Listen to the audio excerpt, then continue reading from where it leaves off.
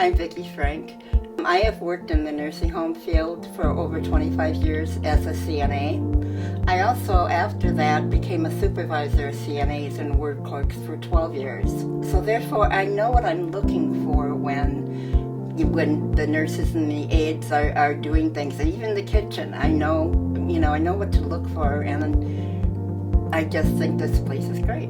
I had therapy in many different places, and I quit before the end because they would not listen to me. I have had polio when I was 15 months old. Since I was 30, I started having more problems with what they're calling post-polio or the after effects of polio. And the therapists here were very well known. They knew about polio and they knew about post-polio. They were so concerned and made sure that that never happened. So I gained a lot in therapy here. I also went to speech therapy here, and they worked with me a lot with showing me things to do to try to keep my brain working as long as I can. And they made sure I had things to do after we were through with therapy. I also have some swallowing problems, and the speech therapist was able to work with that. And they were fantastic. I know things to do right now. I have only choked probably 3 times in that whole time I've been here. And I usually had choked at least 3 times a week. But because of what they were able to tell me and teach me, I've been able to learn what to do and how to make things better. It's very, very important that you find things that make life worth living, even though I know I'm going to continue to get worse.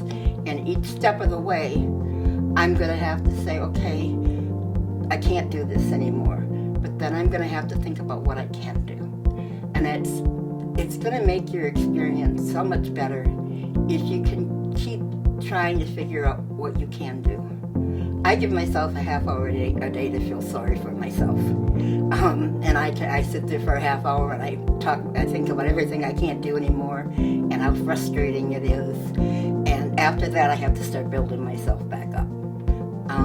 And for me, it has worked. They have 5 different people who work in activities, and I have never in my life seen that either. Usually there's maybe 2, maybe 3, and so they can only do bare minimum of what you can do.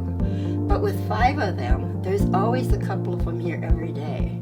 The 5 of them get along so well, and they're always so hyper and happy and everything else that it brings other people up too.